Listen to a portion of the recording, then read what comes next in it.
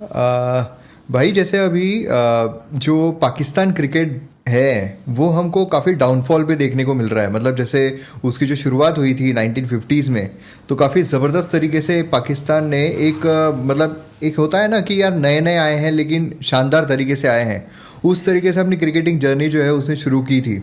मतलब एकदम फटाफट तरीके से जो वर्ल्ड कप्स है उसमें भी उसकी एंट्री हो गई थी, सेमीफाइनल जो है उसमें जीत रहा था। 1992 में तो उसकी जीत हो जाती है। एंड देन उसके बाद सडनली 1999 के बाद से उसका जो डाउनफॉल है वो देखने को मिला। और हालांकि T20 आने के बाद थोड़ा बहुत उसका फिर से देखने को मिला कि हाँ भाई T20 में बहुत अच्छा खेल रहे हैं। 2007 में जब इंडिया पाकिस्तान फाइनल हमको देखने को मिला था। एंड T20 में ठीक है, एक T20 भी उन्होंने जीत लिया, लेकिन जो एक क्रिकेट का एक दबदबा था, मतलब जो बाकी जो क्रिकेट प्लेयर्स हैं, इंडियन क्रिकेट प्लेयर्स भी कहते हैं कि भाई ज़बरदस्त बॉलर्स थे उनके, बहुत खतरनाक तरीके से खेलते थे। एंड काफ़ी अच्छे शॉट्स मारने वाले जो बैट्समैन हैं वो भी उनके टीम में देखने को मिले। लेकिन आज के टाइम पर अगर देखा जाए तो इतनी हास्यास्पद चीज़ है कि आप इतने सालों के बाद, एक तो आपको मिलता नहीं है भाई टूर्नामेंट कोई भी होस्ट करने के लिए, कोई कंट्री आपके देश में जाना नहीं चाहती है कि वह खेलने के लिए चले जाएंगे, इतनी सिक्योरिटी की प्रॉब्लम होती है। उसके बाद भी आपको होस्ट करने को मिल गया, उसमें भी आप सेमीफाइनल तक भी नहीं पहुंचे, आप सीधे बाहर हो गए, वो भी इंडिया के साथ हार के बाहर हुए। इससे बड़ी बेइज्जती जो है मुझे लगता है और कुछ हो सकती है। तो इतना भयानक तरीके का जो एक डाउनफॉल है पाकिस्तान क्रिकेट का, वो क्यों देखने को मिला है? बेसिकली आपने लेट 1990s की बात करी, तो लेट 1990s के पहले ऐसा क्या हुआ था? फर्स्ट ऑफ ऑल अगर हम देखें तो उनके जो बॉलर्स थे, ख़ास तौर पर जो पेस अटैक था, वो पेस अटैक काफ़ी फेमस था और सब लोग उनसे डरते थे। बट एक चीज़ जो हमने उसके बाद में देखी है, अभी दुबई की जो ग्राउंड थी, दुबई के ग्राउंड के लिए फिर कराची के ग्राउंड पे कंडीशंस ऐसे बनाई गई थी, उनके ही एक्सपर्ट्स द्वारा ये बताया गया कि रिवर्स स्विंग जो है उसको प्रमोट करे, ऐसी सिचुएशन वहाँ पे बनाई गई थी। लेकिन एक सस्पिशियसली मैं थोड़ा उस सरप्राइज्ड हूँ कि वसीम अकरम के बाद में, वकार यूनुस के बाद में, इमरान खान के बाद में फास्ट बॉलर्स तो है। फॉर एग्जांपल शोएब अख्तर, उमर गुल, मोहम्मद आमिर, अच्छे फास्ट बॉलर्स हैं। लेकिन जो स्विंग, रिवर्स स्विंग स्पेशलिस्ट जिसके लिए खौफ था एक, वो गायब हो गया। इसका एक रीज़न ये बताया जाता है कि लेट 1990s तक के जो पार्शलिटी थी क्रिकेट में, वो पार्शलिटी थोड़ी सी कम होने स्टार्ट हो गई थी क्योंकि टेक्नोलॉजी का यूजेस थोड़ा बढ़ गया था। कैमरास जो होते हैं प्लेयर्स की छोटी छोटी हरकतों को कैप्चर करने लगे। फिर रेफरीज की ट्रेनिंग एक थोड़ी मॉडर्न तरीके से होने लगी ताकि पक्षपात जो है वो कम हो जाए। मतलब किसके, पाकिस्तान के फेवर हाँ, में किसी के भी फेवर में। ऐसा जो मतलब हम देखते हैं कि डोपिंग की कुछ स्टैंडर्ड्स आ गए, उसके बाद में जो आपके जो मैच फिक्सिंग स्कैंडल्स वगैरह उनको एक्सपोज होना स्टार्ट हो गया, और फिर उनको कैसे हैंडल करना है, उन सारी चीज़ों के एक स्टैंडर्ड प्रोटोकॉल्स दिए गए, ट्रेनिंग होने लगा। लेकिन इम्पोर्टेंट चीज़ जो थी वो कैमरा, जो कैमरास जो पूरे ग्राउंड में बढ़ने लगे। इमरान खान ने खुद ऐसे कहा है कि उन्होंने बॉल के साथ में टैंपरिंग की है, और आपको भी पता है कि क्रिकेट के गेम के लिए बॉल का सरफेस कितना इंपॉर्टेंट होता है, और उस बॉल को स्पेसिफिक तरीके से वो पुरानी हो जाती, उसी के बाद में रिवर्स स्विंग पॉसिबल होता था। तो बहुत सारे एक्सपर्ट्स के हिसाब से एक दिन जो ओडीआई मैचेस थे उसमें रिवर्स स्विंग होना और इस लेवल पे होना इम्पॉसिबल था, जब तक कि सरफेस वैसा नहीं हो। दोनों चीज़ आती है, एयर होती है, सरफेस होता है, और उसके बाद में बॉल का भी एक सरफेस जो उसका जो ऊपर का अगर उसके ऊपर कुछ गड्ढे हो गए हैं या फिर उसकी जो स्टिचिंग हुई है वो उखड़ गई है, उसके बाद में जो होता है आप रिवर्स स्विंग कर सकते हैं। तो बेसिक चीज़ जो बाकी बॉलर से इन बॉलर्स को सेपरेट करती है, ऑफ कोर्स उनके पास पेस था, लेकिन दूसरी चीज़ जो थी वो रिवर्स स्विंग। मोहिंदर अमरनाथ जी ने एक बार कहा था कि जब वो पाकिस्तान टूर पे गए थे और उसके बाद जो पाकिस्तान टीम थी वो अपना बॉल, जो मैच में जो खेला गया बॉल था, उस बॉल को लेकर ड्रेसिंग रूम चली जाती है। इसके बाद में जो खेलने वाला बॉल है वो हाँ, लेके ड्रेसिंग खेलने रूम वाला में। बॉल ड्रेसिंग रूम में लेके चली जाती है। उसके बाद में जब मोहिंदर अमरनाथ राइटफुली कंप्लेंट करते हैं अंपायर्स के पास कि ऐसे आप नहीं कर सकते, ये कैसे, ये इलेजिटिमेट है, आप बॉल लेके जा रहे हो, एंड बॉल का सरफेस तो डिसाइड करता है कि बॉल कैसे टर्न होगी, कैसे स्विंग होगी। जब तो अंपायर उन्हें रूडली कहता है you shut up and bat. इसके बाद में इयन बॉथम ने भी कहा था कि the best thing Imran Khan can do is shut up, he has already done enough damage to the game. Ian Botham ने भी ये कहा था, बिकॉज ये जो रिवर्स स्विंग की और ये फिर बॉल टेम्परिंग की बात कई बार उन्होंने एडमिट की है। फिर रवि शास्त्री जी ने भी कहा था कि आप ये जो बॉल है, जैसे ही लंच ब्रेक हो जाता है, जैसे ही टी ब्रेक हो जाता है, एकदम से बॉल यहाँ वहाँ भागने लगती है, ऑल ओवर द प्लेस, पूरी अजीब तरीके से बिहेव करने लग जाती है। एक सीनियर लेजेंडरी जर्नलिस्ट थे राजन बाला, जो क्रिकेट जर्नलिस्ट थे, उनके पास जब यही बॉल, जो रवि शास्त्री जिस बॉल की बात कर रहे थे, वही बॉल जब राजन बाला के पास गई तो उन्हें देखा कि इस बॉल पे कुछ टिकी सा लगा हुआ है, कुछ चिपचिपा सा लगा हुआ है। और जब उन्होंने इसके बारे में इमरान खान से पूछा तो इमरान खान कहते कि इंडियन बैट्समैन ने कुछ किया होगा। अब आप बताइए कि मतलब इंडियन बैट्समैन खुद ही असिस्ट करें कि हमें रिवर्स स्विंग करो। ऐसे ये बातें बताई जाए। हमको आउट होना है। बेसिकली रिवर्स स्विंग जो है, रिवर्स स्विंग काफी खतरनाक होता था, है ना, खेलना काफी मतलब दिक्कत होती थी, और ज्यादा विकेट जो है वो उस वजह से क्योंकि लिए जाते थे। रिवर्स स्विंग मतलब जब तक बॉल एकदम क्लोज आ जाता है तब आपको पता हो रहा है कुछ हो रहा है। और ऊपर से इनके पास में पेस तो थी, नो डाउट उनके पास पेस थी, स्पीड थी, लेकिन फिर भी इतने, अगर जो स्विंग होता है उसमें थोड़ा प्रेडिक्ट आप कर सकते हैं, थोड़ा पहले से मूवमेंट आ जाता है, लेकिन रिवर्स स्विंग का एकदम टाइम पे मूवमेंट आता है। और उसके बाद में एक ससेक्स की एक मैच हुई थी, उसमें भी एक अंपायर थे, उन्होंने भी सस्पिशियसली कहा था कि यहाँ पे टैम्परिंग हुआ है। और एलन लैम ने भी एक बार खुद रिपोर्ट किया था कि इमरान खान ने कैजुअली एक्सेप्ट किया था कि बॉल टैम्परिंग हुई थी। इमरान खान से जब आकिब के बारे में पूछा गया था कि आकिब कैसे परफॉर्म कर रहे हैं, तो उनके कैप्टन ने बताया था कि परफॉर्म तो ठीक कर रहा है, लेकिन वो जो बॉल टैम्परिंग है उसके लिए उनको वार्निंग मिली है। तो इमरान खान, यहाँ पे थोड़ा ध्यान देना, इमरान खान कहते कि यार मैंने उसको समझाया था कि इतना डिस्क्रीट तरीके से थोड़ा करो, एकदम ऐसे सबको दिखे ऐसा नहीं करना चाहिए। अभी ये पॉइंट आता है इसके बाद में, जो आमिर सोहेल थे, जो पाकिस्तान के क्रिकेटर थे, उन्होंने ही फिर बोला था कि पाकिस्तान के बॉलर्स की अगर टैलेंट को किसी ने मारा है या फिर उन्हें गलत दिशा दिखाई है तो इमरान खान ने, जो इमरान खान के ने ये गलत कल्चर एक सेट किया है कि आपको टैम्परिंग करना है। और अब मैं ये ससेक्स की जो मैच थी उसके बारे में, हैम्पशायर, ससेक्स वर्सेस हैम्पशायर, इसको मैं इसलिए मेंशन करना चाहता हूँ क्योंकि एक क्लब क्रिकेट मैच थी, और इस मैच में अगर ये टैम्परिंग कर रहे हैं तो इंडिया वर्सेस पाकिस्तान में तो कुछ क्या ही हम बोल सकते हैं। तो बेसिकली ये है कि इनका जो रिवर्स स्विंग था वो चला गया, दैट इज़ प्रॉब्लम नंबर 1। उसके बाद इनके जो फास्ट बॉलर्स थे, और वो चला गया मतलब वो बेसिकली आया ही फ्रॉड से था, जो चीज़ चली गई फिर राइट। बाद में जो ट्रांसपेरेंसी उसमें आने लगी, फिर फिक्सिंग कम होने, फिक्सिंग पे भी रेगुलेशंस आने लगे, कई सारे फिक्सिंग स्कैंडल्स में पाकिस्तान क्रिकेट के नाम सामने आए हैं, और करप्शन में पीसीबी का नाम बहुत बार सामने है। हम इसके बारे में बाद में बात करेंगे। स्ट्रिक्टली अगर क्रिकेट की बात करें तो दूसरा एक इशू हमको देखने को मिलता है कि फास्ट बॉलिंग पे ही ज़्यादा फोकस है उनका। स्पिन बॉलर्स जैसे उनके पास कुछ ऐसे खास स्पिन बॉलर्स पहले जो आए थे, उसके बाद में कुछ खास स्पिन बॉलर्स आए नहीं, दानिश कनेरिया वगैरह कुछ थे, उसके बाद इनके पास आए नहीं। और ऑलराउंडर्स पे इन्होंने कभी फोकस नहीं किया। जैसे अगर हम प्रेजेंट इंडियन लाइनअप की बात करें तो हमारे पास में हार्दिक पांड्या है, उसके बाद में अक्षर पटेल है, तो ये ऐसे हमने ऑलराउंडर्स डेवलप किए। और जो वेस्टर्न दूसरी टीम थी, फॉर एग्जांपल ऑस्ट्रेलिया, इंग्लैंड, इनके पास में भी ऑलराउंडर्स होते हैं और स्पिन बॉलिंग पर भी ध्यान होता है इनका, लेकिन इनका बस फास्ट बॉलिंग पे इनका ध्यान था।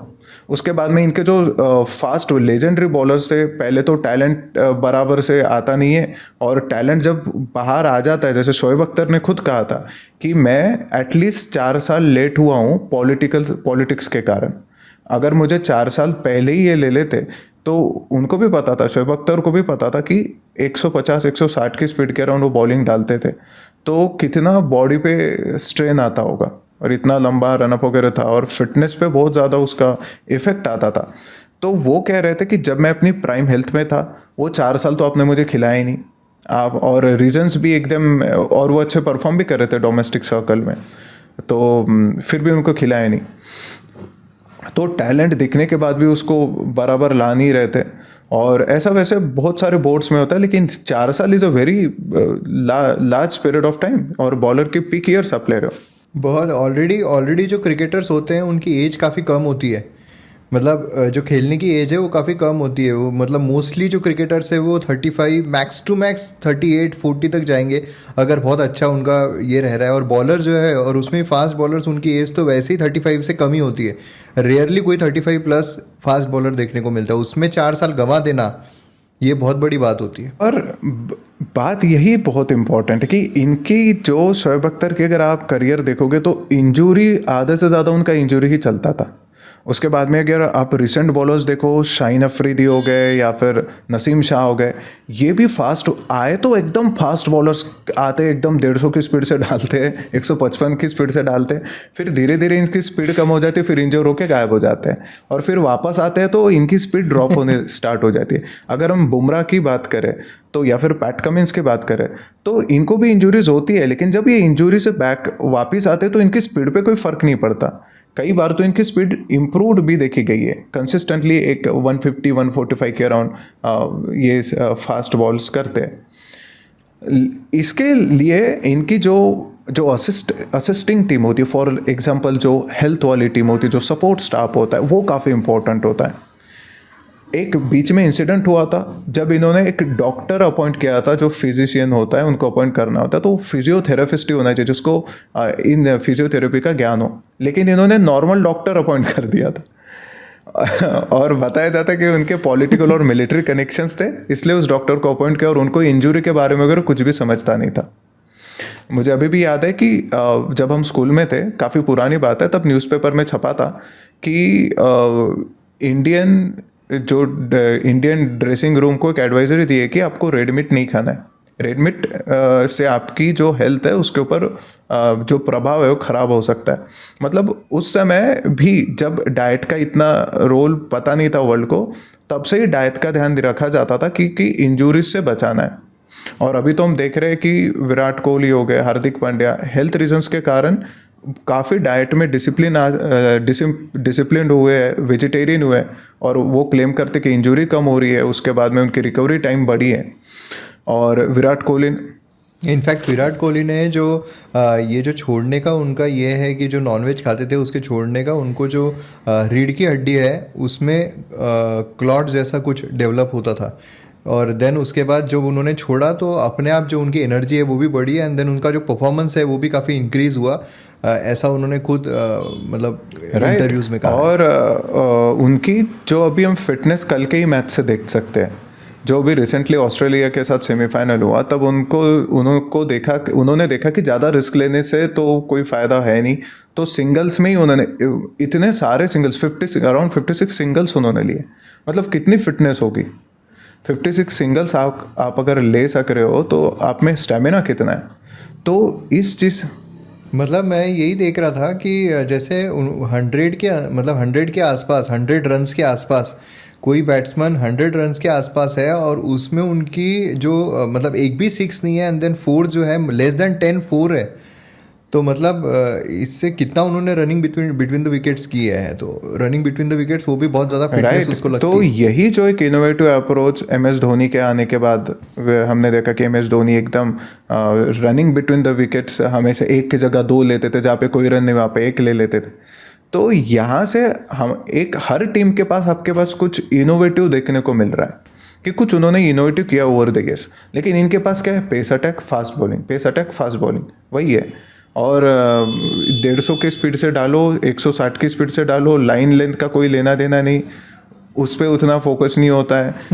रिवर्स स्विंग तो कर नहीं सकते आप, और बैटिंग पे भी ओवर ग्लोरीफाई कर देते हैं। जैसे हमारे पास में विराट कोहली तो ज़बरदस्ती बाबर आजम को स्टार बना रहे हैं, भले ही उनके उतना हो ना हो।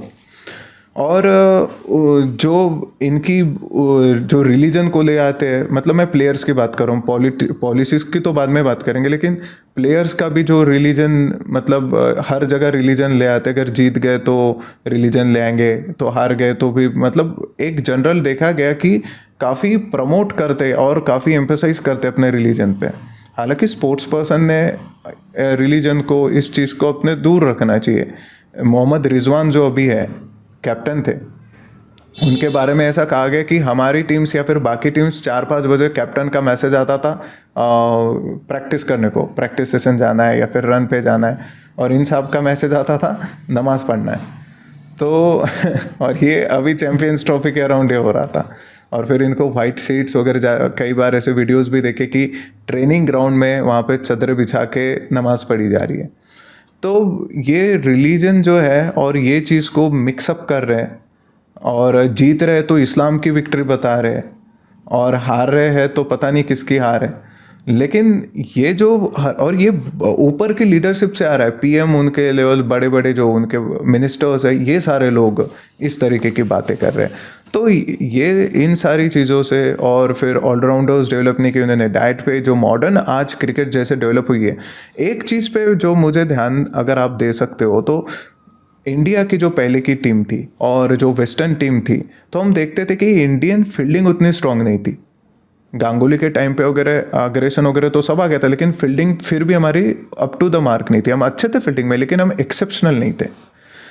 लेकिन अब हमने ओवर द इयर्स जो मॉडर्न क्रिकेट का डाउन हुआ, जैसे आईपीएल आया, उसके बाद में जब जो क्रिकेट का जो हमारा रिवेन्यू जनरेशन बढ़ा, और उसके बाद में जो मॉडर्न टेक्निक्स हमने अपनाई, तो वेस्टर्न कई बार तो जो इंग्लिश या फिर ऑस्ट्रेलियन क्रिकेटर्स से भी ज़्यादा फ्लेक्सिबिलिटी हमारे फील्डर्स की देखने को मिलती है।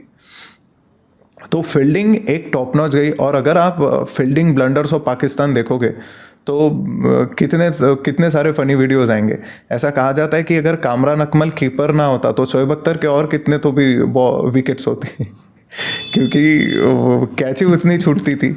और फील्डिंग अभी भी उनकी अप टू द मार्क नहीं है। दूसरा, हमारे आप देखते हो कि विराट कोहली माइंडसेट की भी बात करते कई बार, और मेडिटेशन की वगैरह भी उन्होंने बात की है। ऑटोबायोग्राफी ऑफ अ योगी के एक बुक है, उसके साथ में उनको देखा गया था, स्पिरिचुअलिटी की बात करते हैं। तो ये माइंडसेट जो, यही तो है कि हम अभी जो हमारी रिसेंट टीम है, कई बार ऐसा लगता है कि हार गए। जो ऑस्ट्रेलिया की टीम में हमको देखने को मिलता था कि कितनी भी बुरी से बुरी सिचुएशन में रिकी पॉन्टिंग के टाइम पे वो खींच के ले आते थे मैच।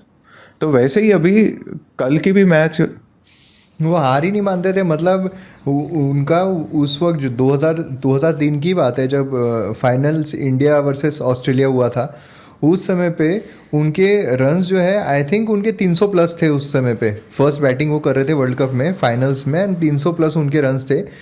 फिर भी उनकी जो फील्डिंग थी वो ऐसी भाग रहे थे इधर उधर, ऐसा लग रहा था ये 11 नहीं, ये 22 प्लेयर है क्या जो पूरी बाउंड्री के पास घूम रहे, इधर उधर वही दिखते रहते थे। इधर से उड़ी मार रहे, उधर से उड़ी मार रहे, वही सब दिखते रहता था। इतनी मतलब कमिटमेंट, इतना स्ट्रांग उनका जो फील्डिंग अपीयरेंस है वो देखने को मिलता। तो ऐसा ही सिचुएशन जो हमने जो T20 वर्ल्ड कप जीता था, उसमें सूर्य कुमार यादव का कैच हो, या फिर विराट कोहली के, रोहित शर्मा, मतलब एक फील्डिंग स्टैंडर्ड हमारे इंडियन टीम का काफ़ी इंप्रूव हुआ है ओवर द ईयर्स। बहुत सारे, आई थिंक इंडिया का जो फील्डिंग है वो मोहम्मद कैफ और युवराज सिंह आए तब से ज़्यादा डेवलप हुआ। और उसके बाद से जो फिटनेस को लेके एक चीज़ है कि यार, मतलब पहले ऐसा था कि चलो हाँ ऐसा ही है, इंडियन क्रिकेट टीम ऐसी ही है, फील्डिंग जो है उनका वीक पॉइंट है। लेकिन वो दोनों आने के बाद से ये हुआ कि हाँ क्यों वीक पॉइंट है, क्योंकि फिटनेस जो है उस पर ध्यान देना चाहिए। तब से फिटनेस को लेके काफ़ी ज़्यादा क्रेज़ जो है वो डेवलप हुआ है। एंड देन उसके बाद जो प्लेयर्स है उनके भी फिटनेस टेस्ट बोलिए, फिटनेस उस तरीके से बिल्डअप होने लगी। तो यही उसके बाद में हमने तो एक स्टैंडर्ड प्रोटोकॉल ही बनाया। फील्डिंग कोच होते हैं, प्रॉपर प्लान्स होते हैं, प्रॉपर ड्रिल्स होती है, जिसको आप एड्रेस करके आपने हमारी जो फील्डिंग है इंडियन साइड की काफ़ी इंप्रूव है ओवर द ईयर्स। एक प्रॉब्लम ये भी है जो गौतम गंभीर ने भी कई बार कहा है, और जो इंडिया स्पेसिफिक में भी बहुत ज़्यादा प्रॉब्लम है, वो पाकिस्तान में बहुत ज़्यादा है। जैसे उन्होंने बाबर आजम, शाहिद अफरीदी को ओवर ग्लोरीफाई कर दिया जो सेमीफाइनल अभी रिसेंटली हुई थी ऑस्ट्रेलिया के साथ में, जिसमें हमारी इंडिया ने उनको हरा दिया, of course Virat Kohli was an anchor to the team, लेकिन उसके बाद जो हार्दिक पांड्या ने सक्सेस लगाया, फिर केएल राहुल ने खेला, इवन श्रेयस अय्यर ने भी उस समय जो अपना रोल किया था, अक्षर पटेल ने भी होल्ड किया और फिर अच्छे सिक्सेस वगैरह लगाए, इवन रोहित शर्मा ने भी एक अच्छा स्टार्ट दिया था। तो ओवरऑल एज ए बॉलिंग की भी हम जब Steve Smith was looking good तब शमी आए और उन्होंने फिर बॉलिंग वगैरह भी अच्छी की, फील्डिंग भी थोड़ी अच्छी हुई थी। तो basically it was a whole team का जो वो गेम था, और जो हमने फाइनल भी T20 के जीता तो पूरा टीम का था। लेकिन यहाँ पे विराट कोहली को फिर पूरी मीडिया ने जो है वो कर दिया। ये आपको ऑस्ट्रेलियन टीम में नहीं दिखता था तब। Ricky Ponting was the best man of his era for his team, लेकिन फिर भी वो पूरा रिकी पॉन्टिंग सेंट्रिक वहाँ पे मीडिया नहीं था, वो टीम के जैसे होता था। ऑसीज में अभी मैंने रिसेंटली सुना था कि वो इंग्लैंड गए थे और इंग्लैंड वाले जो फैंस थे उनको बू कर रहे थे कि आप तो बस चीटिंग करके ही जीतते हो वगैरह, तो काफ़ी डिस्टर्ब हो गए थे। उसके बाद में जो ऑस्ट्रेलियन टीम को उनके मैनेजमेंट ने कहा कि आप अगला 1 महीना कुछ मत खेलो, आप बस साथ में घूमो, हम आपको कुछ घुमाएंगे। और पूरी टीम को उन्होंने फिर जो वर्ल्ड वॉर 2 के मेमोरियल्स हुए थे जिसमें ऑस्ट्रेलिया भी इन्वॉल्व था, तो वो मेमोरियल्स लेके गए इंग्लैंड में जो मेमोरियल्स थे, और फिर उनको बताया कि कैसे हम दोनों साथ में लड़े थे, ऑस्ट्रेलिया और इंग्लैंड अलाइड पावर्स के हिसाब से। और उनका जो टीम बॉन्डिंग उस समय हुआ, वो टीम बॉन्डिंग उनका दिखता है, वो एक यूनिट की तरह खेलते हैं। वहाँ पे कोई एक प्लेयर को, किसी सचिन को, किसी विराट कोहली को, किसी शोएब अख्तर को या किसी नसीम शाह को ग्लोरीफाई नहीं किया जा रहा, किसी बुमराह को ग्लोरीफाई नहीं किया जा रहा। ऑफकोर्स इनकी जो टैलेंट है उसकी रिस्पेक्ट होनी चाहिए, but overall you are a team. पूरी टीम, जैसे आप बोल रहे थे कि 22 के 22 ऐसे दौड़ रहे थे, उसमें किसी एक को ग्लोरीफाई नहीं करे, भाई एक ही दौड़ रहा है, क्या कैच पकड़ा, ऐसा नहीं, पूरी टीम वो उनका जो एक लुकआउट है। और हमारे यहाँ पे तो भी थोड़ा अभी आ चुका है, हमारी जैसे ऑडियंस भी अभी इवॉल्व हो रही है, अभी हार्दिक पांड्या को भी रिकग्नाइज करते हैं। भले ही मीडिया विराट कोहली को ज़्यादा ग्लोरीफाई करते हो, लेकिन लोग जनरली एक वर्शिप कल्चर जो होता है उस लोग तरीके जनरली अभी थोड़ा सा इम्प्रूव हो रहे हैं। ये पाकिस्तान में देखने को नहीं मिला। जब शोएब अख्तर तो रावलपिंडी, उसके बाद में फिर सब लोग पेस ही करने लगे। सचिन सहवाग ने उस पेस को बस ऐसे यूज़ करके 6 मार रहे थे। तो इनका पता है कि हाँ आपके पास पेस है, लेकिन आज के बैट्समैन स्मार्ट है, वो पूरा एनालाइज करके आते हैं, बॉडी लैंग्वेज कितना डीप रिसर्च चलता है, और डीप रिसर्च चलने के बाद वो पता है कि भाई ये स्पीड में डालता है, ऐसे डालता है, बस इसको मोड़ देना है, बाकी कुछ नहीं करना है। तो बेसिकली ये सारे रीजंस हैं। और फिर पीसीबी के जो चेयरमैन्स हैं वो काफ़ी बदलते रहते हैं पिछले 2011 से, तो वो पर्सनल अफेयर हो गया है, बस 2-3 ही लोग लड़ रहे हैं, कभी वो नीचे जाता है, कभी उसको कोर्ट हकाल देता है, फिर ऐसा मतलब कभी सेठी साहब आ जाते हैं, और कभी तो ऐसा मतलब पीसीबी चेयरमैन्स की भी स्टेबिलिटी नहीं रह रही। कोचेस की बात करें तो 7 कोच अभी रिसेंटली बदल दिए गए। इमोशनली मतलब डिसीजंस लिए जाते हैं, टूर्नामेंट हार गए कैप्टन बदल दो, टूर्नामेंट हार गए कोच बदल दो, मतलब एक स्टेबिलिटी प्रोसेस में नहीं हो पा रही है। और इसीलिए फिर रिसेंटली जो ये बॉइलिंग पॉइंट आ चुका है, मतलब जो डाउनफॉल स्टार्ट हुआ था 1990s के बाद में, अभी फिर पॉलिटिक्स और पाकिस्तान की ओवरऑल भी कंडीशन उतनी खास है नहीं, इकोनॉमिकली डाउन जा रहा है, पॉलिटिकल विजडम नहीं है। जैसे अभी आप यही सिचुएशन देख लो, यहाँ पे इनका हट था जैसे कि चैंपियंस ट्रॉफी हमें खेलना ही खेलना है, चाहे किसी भी हद तक जाना, क्योंकि इंडिया ने होस्ट किया था, तो इनको इंडिया ने होस्ट किया तो हम भी करेंगे, हमको भी करना ही है, इंशाल्लाह करके रहेंगे। तो ये जो उनका जो होता है, रट होती है, तो कर लिया भाई। और उन्होंने उसके फाइनेंशियल वाइबिलिटी को चेक ही नहीं किया। उनको इतनी ज़्यादा कॉन्वॉय में प्लेयर्स की टीम्स को चलाना पड़ता है, जैसे कोई मिनिस्टर जा रहा है, कोई वीआईपी जा रहा है, और फिर वो बोलते हैं कि इंडियंस अगर आएंगे नहीं तो हम पैसे कैसे कमाएंगे, इंडियंस पाकिस्तान में आएंगे। तो ये नहीं सोचा कि अगर वैसे तो इंडियंस जाने से डरते ही थे कि भाई पाकिस्तान कैसे जाएंगे, हॉस्टाइल नेशन है, एनिमी नेशन है, और इनका कंट्रोल नहीं है, कोई भी जो टेररिस्ट आउटफिट्स वगैरह अपने हिसाब से चलता है। अगर इंडियंस वहाँ जाते भी थे और एक भी टूरिस्ट को अगर कुछ हो जाता था तो कितनी बेइज्जती हो जाती, और फिर उसके बाद में क्या वहाँ पे जो ये टूर्नामेंट ये भी होता नहीं था। और अगर इनको कराना भी था तो उनके लिए और सिक्योरिटी बढ़ानी पड़ती। अभी तो बटालियंस उनके बस एक मैच कराने के लिए बटालियंस वहाँ तैनात होते हैं, पूरी स्क्वाड वहाँ तैनात होती है। फिर भी कल जाके वहाँ पे आईसीसी का सेमीफाइनल है, और कल वहाँ पे जो बॉम्ब ब्लास्ट हुआ है पाकिस्तान मिलिट्री फैसिलिटी में, सुसाइड बॉम्बर्स ने अटैक किया था। तो ये सिक्योरिटी में कितना खर्चा जाता था, और ये फिर बैंक्रप्सी और फिर दुबई में होस्ट कर रहे। इंडिया तो वैसे भी टॉप कंटेंडर थी सेमीफाइनल फाइनल जाने के लिए, तो सेमीफाइनल और फाइनल इंडिया अगर खेल रही है तो फिर तो वो भी वहाँ होने नहीं वाले। मतलब इससे इनका वो प्रॉपर लिख के रखा उन्होंने, फिर भी उनको ये था कि यार हम हो, वो तो एक होता है ना जिद करके जो खुद की कंट्री की वाट लगा देना, उस तरीके का हो गया। फाइनेंशियल वाइबिलिटी और रिसोर्स जनरेशन इनके पास में था नहीं। जो हमने अभी थोड़ी देर पहले डिस्कस किया कि अंपायर्स कभी कभी उनकी साइड लेते थे, अंपायर्स कभी कभी सचिन तेंदुलकर को आउट ना होते हुए भी अनफेवरेबली उनके अगेंस्ट डिसीजन देते थे।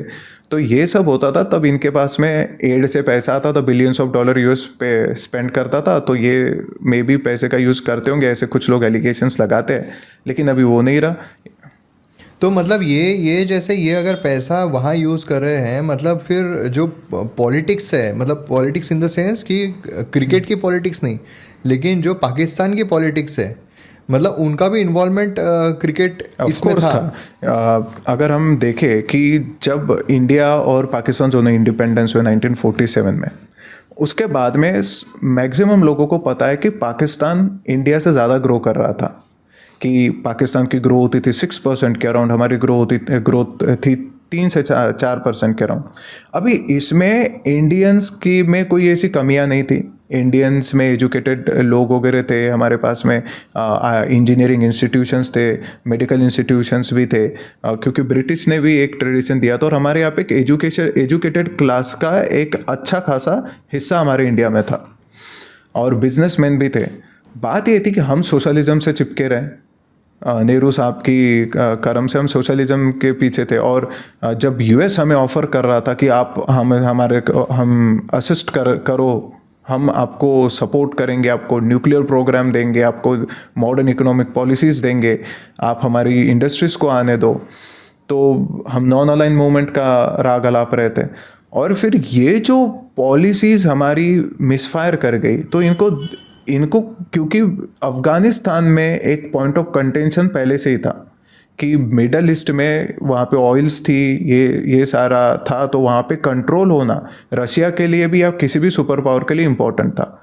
जैसे हमने जो चबार पोर्ट किया, तो वो प्राइमरी रीज़न वही है क्योंकि वहाँ पे ऑयल रिसोर्सेज और ऑयल पे ही पूरी इकोनॉमी जो है वो चलती है। तो उसके लिए फिर यूएस का जो इन्वॉल्वमेंट था, वो पाकिस्तान, उसे कोई ना कोई तो अलाय चाहिए था, तो उसने फिर पाकिस्तान में इन्वेस्ट करना स्टार्ट किया। और हमारी यहाँ की कांग्रेस लीडरशिप जो उस समय की इस सिचुएशन को बराबर हैंडल नहीं कर पाई, तो पाकिस्तान को ये जो इकोनॉमी बढ़ने का रीज़न था वो फॉरेन एड था। ये एड कहा जाता है कि 80 बिलियन यूएस डॉलर से भी ज़्यादा, जिसके अकाउंट ही नहीं कर सकते हम। कितना बड़ा अमाउंट है ये, और ये अमाउंट 1973 में 70-80% से भी ऊपर आर्मी के लिए खर्चा हो रहा था इसका पार्ट।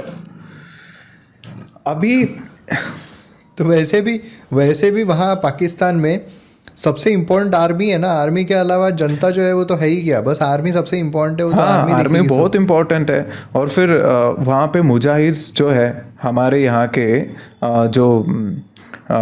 जो इमिग्रेंट्स वहाँ पे गए थे इंडिया से, जो मुस्लिम्स पाकिस्तान में गए थे, उनको भी मुजाहिर कहा गया।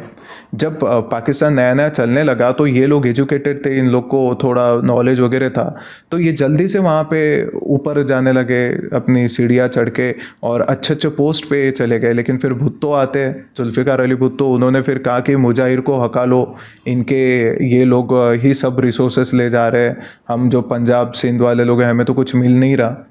तो ये सेक्टेरियन जो पॉलिटिक्स थी, इसका भी काफ़ी जो रिजल्ट उसके काफ़ी ख़राब हुए। फिर जुल्फ़िकार अली भुट्टो के बाद में आते अपने ज़ियाउल हक ने तो मतलब एक नेक्स्ट लेवल चले गए, जो इस्लामिक फंडामेंटलिज्म के लिए उन्होंने इतना कुछ किया, और वो आर्मी के थे। इस्लामिक फंडामेंटलिज्म में उन्होंने किताबें रीराइट की। तो जैसे ज़ियाउल हक ने मिलिट्री रूल वहाँ पे लगा दिया, और सस्टेनेबल डेवलपमेंट इंस्टीट्यूट के हिसाब से ये जो बुक्स थी ये हेट्रेड फैला रही थी, किसके अगेंस्ट? इंडियंस इन जनरल और हिंदूज़ इन पर्टिकुलर। इन बुक्स में ये डाला गया कि आपको इन लोगों को हिट करना है। और 2019 में द इकोनॉमिस्ट ने कहा था कि पाकिस्तानी आर्मी ने इनको पूरा पॉवर्टी में ढकेल दिया गया। काफ़ी सारे करप्शन चार्जेस उनके ऊपर लगे हैं। ऐसे इनकी एक फौजी फाउंडेशन है। फौजी फाउंडेशन ने खुश्की शुगर मिल को का जो टेंडर है वो लोवेस्ट बिडर को दिया था। दिया जाता है हाईएस्ट बिडर को, लेकिन इन्होंने लोवेस्ट बिडर को दिया था। तो ऐसे कई सारे करप्शन के चार्जेस उनके ऊपर लगे, प्रूव भी हुए। बड़े बड़े नेवी के जो ऑफिसर्स है, एडमायरल्स है, वो लोग इसमें पाए गए, इन्वॉल्व पाए गए। तो एक पाकिस्तान आर्मी खुद करप्ट है, उसके बाद में पॉलिटिक्स में भी करप्शन आ गया, जो इस्लामिक रिवाइवलिज्म के नाम पे इस्लामिक फंडामेंटलिज्म ही लेके आ गए। जैसे ये जो होता है ना, जैसे यूएसए ना यूके में कैसा है कि जो मोनार्क है वहाँ के, वो कुछ भी अगर मतलब कोई भी अगर पेपर वगैरह होता है तो साइन जो है, जैसे कोमड़ा साइन बोलते हैं ना हम, कि एक साइन जो है हाँ अब हमने देख लिया, वैसे करके जो मिनिस्टर्स है वो साइन करते हैं, देन उनके पास जाता है एंड देन उनकी साइन होती है। तो बेसिकली कैसा है कि उनके पहले जिन्होंने देखा हुआ है, उनके पहले जिनकी साइन है, वो उनकी पूरी रिस्पॉन्सिबिलिटी रहेगी। जो मोनार्क है वहाँ के, उनके ऊपर कोई भी रिस्पॉन्सिबिलिटी नहीं है। वैसा ही मतलब वो राजा है ना, क्योंकि राजा जो है वो कभी गलत नहीं हो सकता है, इसलिए गलती अगर है साइन करने में तो उसकी रहेगी जिसने पहले चेक किया हुआ है। वैसे ही पाकिस्तान में हमें देखने को मिलता है कि भाई आर्मी जो है वो वहाँ की राजा है। तो आर्मी वाले जो भी आप देखो ना, करप्शन, कोई भी करप्शन जो है वो आर्मी जो है वो खुद के आंख पे लेती ही नहीं है। जो भी है वो पॉलिटिशियन जो है, भले बाहर कितना निकलता है कि ये मिलिट्री वाले ने पूरा करप्शन निस्का है, लेकिन फिर भी नाम उनके जेल में वो बहुत कम जाते हैं। जेल में जो है बेचारा मिनिस्टर, प्राइम मिनिस्टर जाता है।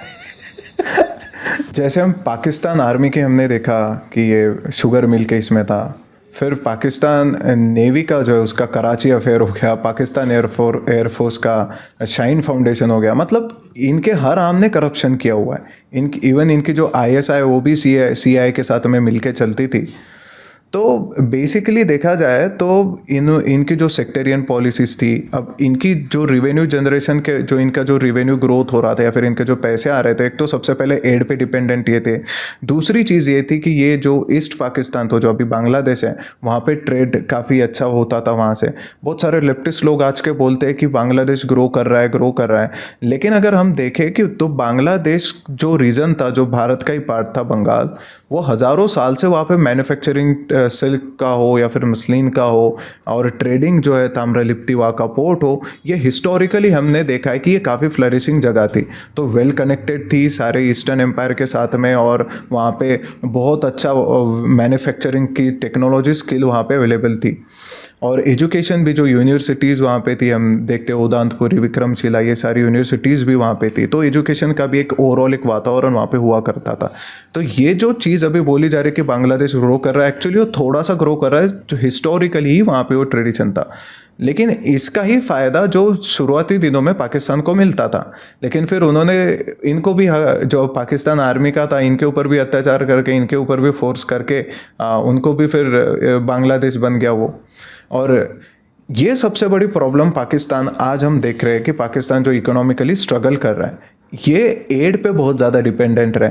अभी भी आप देखो कि उनके बारे में कहा जाता है कि कटोरा मांगने निकल गए।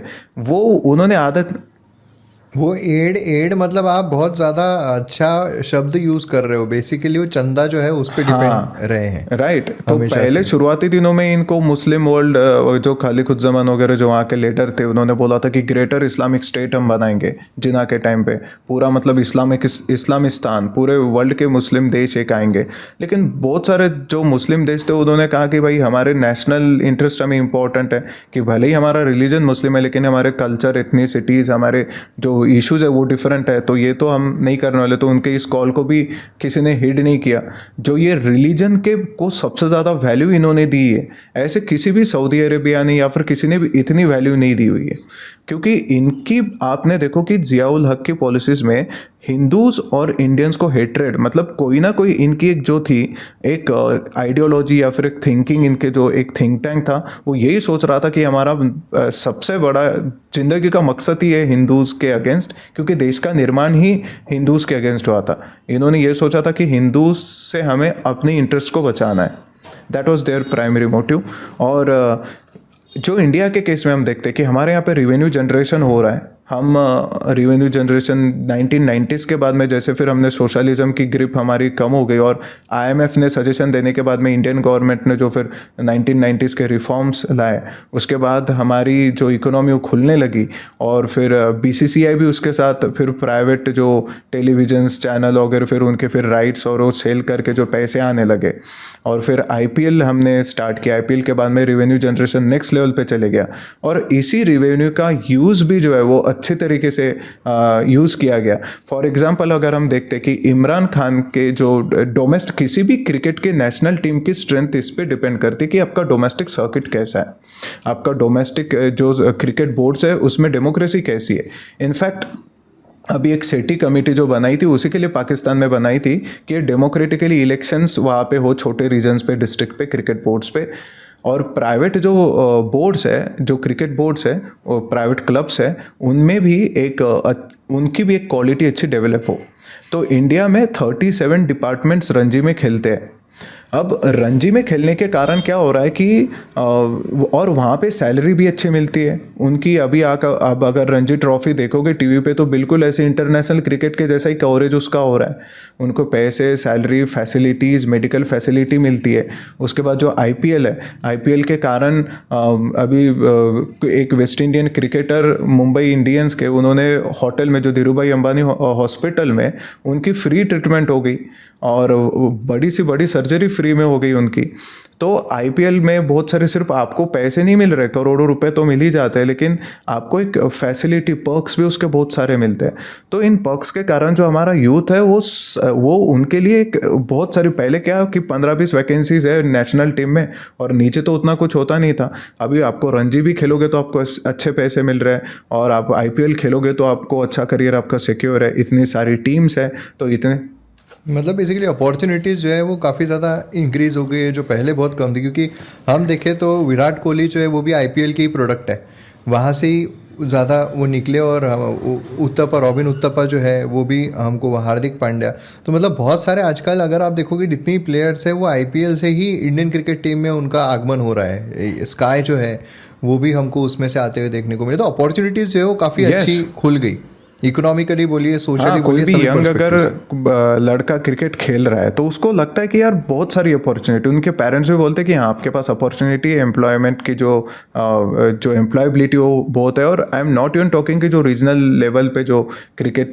का चैम्पियनशिप्स होती है बहुत सारे, केरला में, साउथ में, इंडिया, नॉर्थ इंडिया में भी बहुत सारी होती रहती है। तो ये पाकिस्तान में अगर मैं इसका कॉन्ट्रास्टिंग आपको बताऊँ तो 2019 में इमरान खान आते हैं। इमरान खान ने पाकिस्तान के क्रिकेट का कॉन्स्टिट्यूशन बदल दिया। उन्होंने क्या किया, उन्होंने ये जो डिपार्टमेंटल टीम्स थी इनको एबोलिश कर दिया। 32 टीम्स उनकी होती थी। अगर आपके लो लेवल पे ही आपकी अगर कंपटीशन ना हो तो आपका वो जो टैलेंट, अगर विराट कोहली को कोई उन्मुख चंद कॉम्पीट नहीं कर रहा होता उस समय, रोहित शर्मा भी, ये सब ऐसे प्लेयर्स अगर कॉम्पीट नहीं कर रहे होते डोमेस्टिक में तो ये भी अपना गेम उतना ऊपर नहीं करते ना। और इन्होंने वो 32 टीम्स जो इमरान खान के बारे में पाकिस्तानी, पता नहीं कुछ लोग हैं जो मीडिया है कि इंटेलिजेंट है और कितने है, एक तो पहले तो वो उनकी बॉल टेम्परिंग वाला वो नहीं बताते और दूसरा कि उन्होंने ये जो कॉन्स्टिट्यूशन है, ये जो टीम्स अबॉलिश कर दी, ये नहीं बताते। उसके बाद में जो पाकिस्तान मिलिट्री का यहाँ पे क्रिकेट के जो चीफ है उसमें भी काफ़ी हस्तक्षेप होता है। जो रमीज़ राजा थे, जनरल बाजवा ने खुद बोला था कि इनको हकालो मत, इनको रखो अभी, तो फिर रखा गया उनको। डायरेक्ट पाकिस्तान क्रिकेट की इन्वॉल्वमेंट होती है, पाकिस्तान आर्मी की इन्वॉल्वमेंट यहाँ पे देखने को मिलती है। तो एक इंडिपेंडेंस या फिर इंसुलेटिंग इफेक्ट उनके पास है नहीं कि बाहर देश में कोई भी पॉलिसी हो, कोई भी आइडियोलॉजिकली पार्टी सरकार में है या फिर आर्मी का कंट्रोल हो, उनको एक इंसुलेटिंग इफेक्ट नहीं मिलता जो हमारे यहाँ मिल जाता है। और इन्हीं रीजंस के कारण, coming back to our point, कि इनका डोमेस्टिक सर्किट ख़त्म हो चुका है। इनकी जो इलेक्शन प्रोसेसेस होती है डिस्ट्रिक्ट लेवल पे वो अच्छे से हो नहीं रहे। तो मैंने अभी आपको बताया कि 2011 से 2000 अभी तक के जो दो लोगों के बीच में जो पीसीबी की जो पोस्ट है, पीसीबी चेयरमैन की पोस्ट, उन दोनों के बीच में टसल चल रहा है, जैसे नजम सेठी और ज़का अशरफ। तो ज़का अशरफ को काफ़ी लोग सपोर्ट करते हैं और जो पीपीपी पार्टी से वो उनका जो कनेक्शन है, वो पार्टी को ये पैसे देते हैं, इनके पास शुगर के इनकी जो डिस्टिलरीज है, बहुत सारी इनके पास फैक्ट्रीज है, तो ये चंदा देते हैं। अब ये झका अशरफ को कई बार बैक किया जाता है कई पार्टीज़ के द्वारा। हाई कोर्ट ने भी कई बार इंटरवीन किया है, इस्लामाबाद हाई कोर्ट ने इंटरवीन किया है। इन दोनों के बीच में एक टग ऑफ वॉर जैसे सिचुएशन चल रही है। और झका अशरफ, मैं अगर आपको बता दूं, आप सरप्राइज होंगे कि पाकिस्तान क्रिकेट कॉन्स्टिट्यूशन के हिसाब से आपको बैचलर्स डिग्री होना आवश्यक है अगर आप पीसीबी चेयरमैन बनना चाहते हो तो। लेकिन झका अशरफ के पास बैचलर्स डिग्री भी नहीं है, फिर भी इलीगली उनको कई बार चेयरमैन बनाया जा रहा है। वो बोर्ड ऑफ डायरेक्टर्स अपॉइंट नहीं कर रहे, किसी ना किसी फॉर्म में उनको रखा जा रहा है सीन में। तो एक पर्सनल उनका एम्बिशन टाइप्स का बन चुका है कि मुझे ये चेयर होल्ड करनी है। यहाँ पे आप देखो ना कि दो ही लोग लड़ रहे हैं। नजम सेठी को कहा जाता है कि उन्होंने पीएसएल का स्टार्ट किया, जैसे हमारे पे आईपीएल होता है वैसा, और इंटरनेशनल क्रिकेट भी उनके कारण ही आए।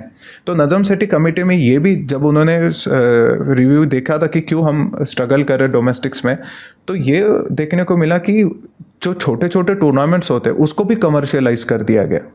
और उसके लिए फिर क्योंकि लोग जाते हैं उनको सिक्सेस देखना, एक्शन देखने को अच्छा लगता है, तो विकेट्स जो है फ्लैट बना दी गई, एकदम ग्लिटरी बना दी गई, तो ज़्यादा सिक्सेस हो सके, ज़्यादा चौके चले।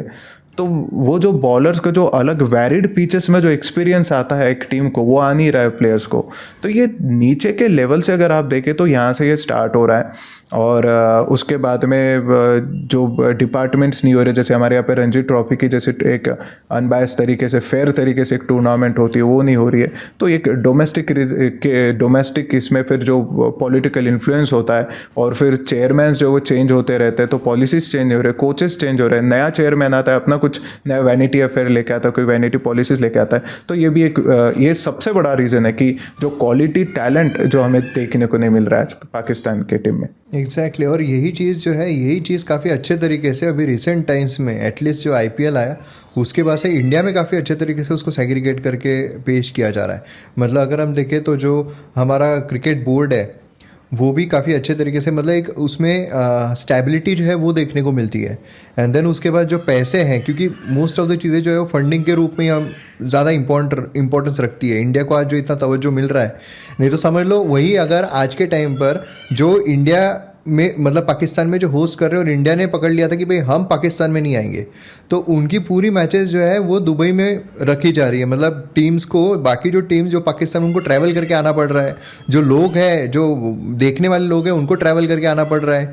लेकिन वही सोचिए अगर पाकिस्तान जैसी हालत इंडिया की होती तो क्या इंडिया की मानी जाती है, उसमें इंडिया का सुना जाता, इंडिया को बोलते ठीक है तुम मत खेलो, तुम्हारी ज़रूरत नहीं है यहाँ पे खेलने की। तो ये जो वर्चस्व है ये अलग अलग चीज़ों से, जो एक कैपेबिलिटी है उससे भी, एंड देन जो फाइनेंशियली जो स्टेबिलिटी है बीसीसीआई की जो देखने को मिल रही है उसकी वजह से भी, और इसी के रूप में हमको जो आईपीएल है उसका एक बहुत बड़ा योगदान। देन उसके बाद जो प्लेयर्स है, जो उनमें कॉम्पिटिटिवनेस आई है, क्योंकि अभी उनको पता है ना कि यार अगले साल और आईपीएल आ जाएगा, अगले साल आईपीएल में और कोई ज़बरदस्त प्लेयर जो है वो निकल जाएंगे, हमारी ये ना निकल जाए, हमारी सीट ना निकल जाए। तो आज वो लड़ रहे हैं छोटी छोटी इसके लिए भी कि भाई कैसे ना कैसे हमको मतलब अच्छा ही परफॉर्म करना है। हर मैच जो है वो उनके लिए फर्स्ट एंड लास्ट मैच हो सकते हैं, इस तरीके से परफॉर्मेंस जो है वो उनकी भी निकल के आ रही है। तो इंडिया टीम में ये एक बहुत अच्छा जो बेटर चीज़ है वो देखने को मिल रही है। भले ही कितने भी लोग जो है वो रोहित शर्मा के फिटनेस पे बोलो, लेकिन रोहित शर्मा जिस तरीके प्लेयर है, आज भी सबसे ज़्यादा हाईएस्ट रन जो है वो उन्हीं के नाम पर है। एंड देन उसके बाद विराट कोहली, उन्होंने खुद कहा था जब एंट्री हुई थी उनकी, जब खेलने के लिए, जब वो डोमेस्टिक क्रिकेट खेलते थे, उस टाइम पे ऐसा हुआ था कि यार एक बहुत बड़ा प्लेयर है, उनका इंटरव्यू था जिसमें उन्होंने कहा था बहुत बड़ा प्लेयर है, बहुत बड़ा प्लेयर आ रहा है। तो हमने बोला यार हम भी बहुत अच्छे प्लेयर है, ऐसा क्या है जो क्या खेल रहा होगा। बाद में जब बोले उसके पूरे छक्के मारते हुए देखे उसको, उसके बाद हम सीधे ऐसे हो गए। तो ये उन्होंने कही हुई चीज़ है। तो यही है कि हर प्लेयर जो है उसकी एक यूनिकनेस निकल कर आ रही है, प्लस जो एक मतलब जो एक कॉम्पिटिटिवनेस है, जो एक कंपटीशन बाहर आ रहा है कि हर साल कोई नया कंपटीशन निकल कर आ रहा है, हर साल कोई ना कोई नए प्लेयर जो है अच्छे खेलने वाले निकल कर आ रहे हैं। तो ये भी एक बहुत अच्छा योगदान इंडिया को आईपीएल में एक बहुत अच्छी चीज़ जो हुई है वो बॉन्डिंग, जो डिफरेंट प्लेयर्स के बीच में एक बॉन्डिंग हुई है। और ये भी कहा जाता है कि अगर आप मेरे भले ही दोस्त हो, लेकिन जब तक कि हम एक दूसरे से कम्पीट नहीं करते ना, तब तक हमें आपकी निगेटिव्स। भले तो ऐसा कहा जाता है कि भले ही हम और आप अच्छे दोस्त हैं, लेकिन जब तक मैं आपसे compete नहीं करूँगा तब तक मुझे आपके जो निगेटिव पॉइंट्स है वो नहीं पता चलेंगे, और आपके पॉजिटिव पॉइंट्स, आपके स्ट्रेंथ और वीकनेस हमें पता नहीं चलेगा। तो जब ये एक दूसरे के साथ खेलते हैं, फॉर एग्जांपल बुमराह विराट को बॉल कर रहे हैं, या फिर हार्दिक पांड्या विराट को बॉल कर रहे हैं, तो वो देख रहे हैं कि एक दूसरे की वीकनेस और स्ट्रेंथ्स को और अच्छे से पढ़ पा रहे हैं, और फिर इसको अप्लाई किया जाता है इंटरनेशनली। क्योंकि आईपीएल काफ़ी इंटेंसली खेला जाता है, वर्ल्ड क्लास वहाँ पे ट्रेनिंग फैसिलिटीज़, वर्ल्ड क्लास वहाँ पे आपको फिजियो वगैरह सारी चीज़ें देखने को मिलती है। कई सारे एक्सपेरिमेंट्स वहाँ पे किए जा सकते हैं। फॉर एग्जांपल कोहली के दिमाग में कोई एक्सपेरिमेंट्स थे, तो वो एक्सपेरिमेंट्स या नेशनल लेवल पे रिस्क होता है, यहाँ पे कर सकते हैं। गौतम गंभीर ने भी खुद कहा था कि आईपीएल के कारण इन एक्सपेरिमेंट्स को, जैसे उन्होंने सुनील नरेन को ओपनिंग बैट्समैन के तौर पे उतारा था, और अभी भी अक्षर पटेल को टॉप ऑर्डर में उनको खिला रहे हैं, तो ये जो एक्सपेरिमेंट्स है कि ऑलराउंडर्स का, स्पिनर्स को आप ऑलराउंडर बना सकते हो, ये वहाँ से समझा। क्योंकि स्पिनर्स का जो ट्रेनिंग होता है उतना एग्जॉस्टिव नहीं होता फास्ट बॉलर्स जैसा। अभी जैसे बताते वक्त आपने बोला था कि जो रिलीजन है पाकिस्तान में उसको ज़्यादा तवज्जो दिया जा रहा है। अभी जैसे हमने ताजिकिस्तान में देखा है कि भाई वहाँ पर हिजाब बैन जो है उसको मतलब ये कर दिया है कि आपको हिजाब जो है वो पहनने की ज़रूरत नहीं है।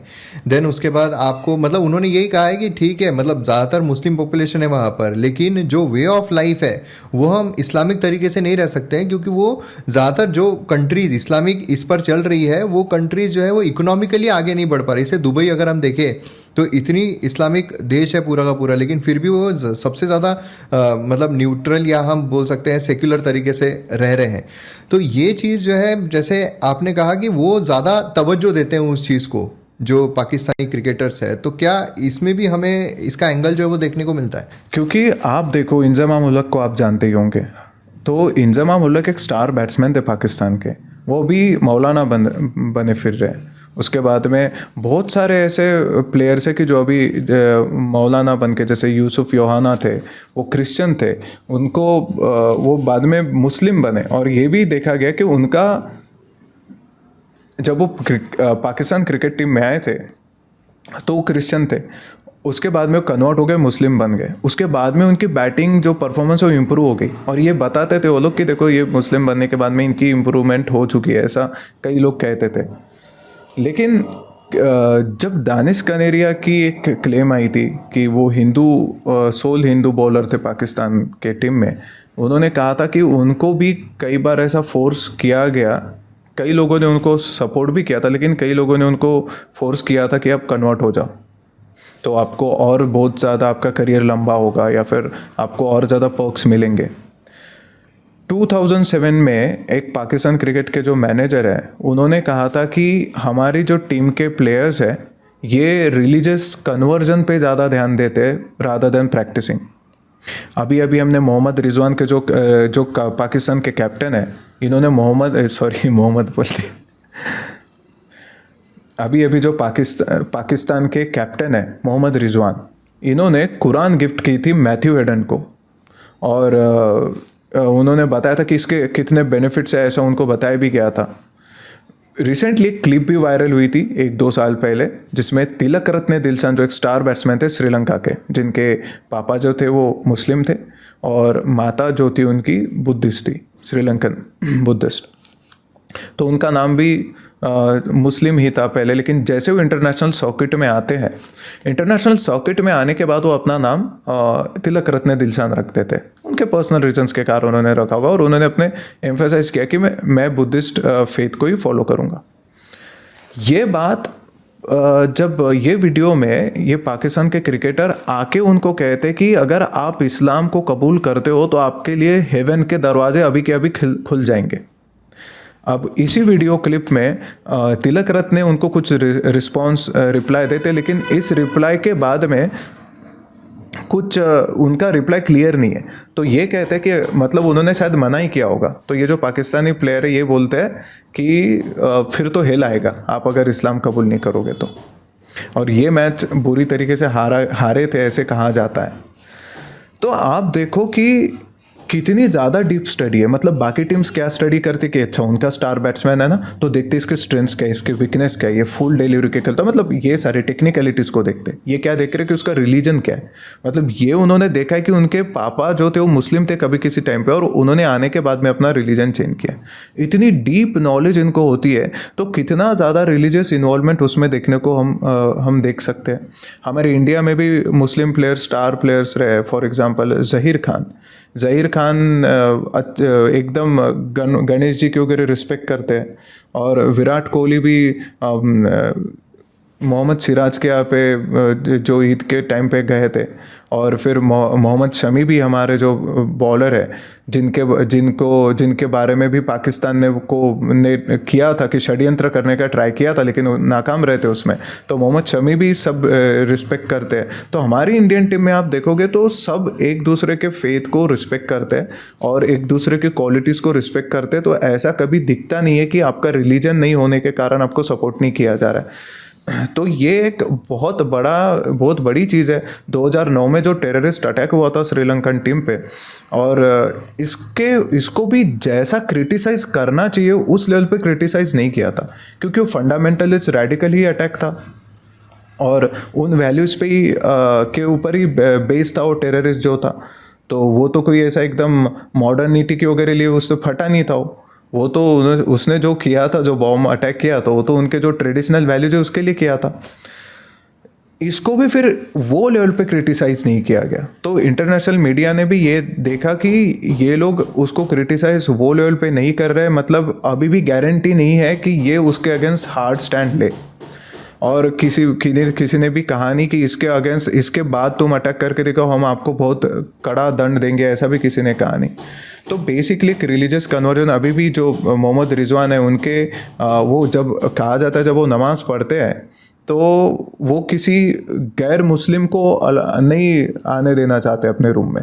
बाप रे, ये तो मतलब ऐसा है कि जो पाकिस्तान क्रिकेट बोर्ड है, जो पाकिस्तान क्रिकेट टीम है, पाकिस्तान गवर्नमेंट है, पाकिस्तान मिलिट्री है, उन्होंने ये वीडियो देखना चाहिए ताकि अपनी जो क्रिकेटिंग स्पिरिट है उसको किस तरीके से फिर से बढ़ा सकते हैं और क्या खामियां हैं जिससे कि अगेन अगर उनको आगे बढ़ना है इसमें तो वो आगे बढ़ सकते हैं। तो काफ़ी इंसाइटफुल वीडियो जो है, डिस्कशन जो है वो देखने को मिला है। बाकी अभी देखते हैं पाकिस्तान जो है, बाकी इंडिया की तो हो रही है बढ़िया बल्ले बल्ले, और अभी फाइनल जो है वो आने वाला है। तो फाइनल मैच में क्या होता है वो देखने को, इनफैक्ट फाइनल में आता कौन है इंडिया के साथ वो भी देखना काफ़ी दिलचस्प। तो सबसे बड़ा तो ऑस्ट्रेलिया ही था और जो चैलेंज पोज कर सकता था, तो अभी तो रिलेटिवली ईजी होगा इंडिया के लिए।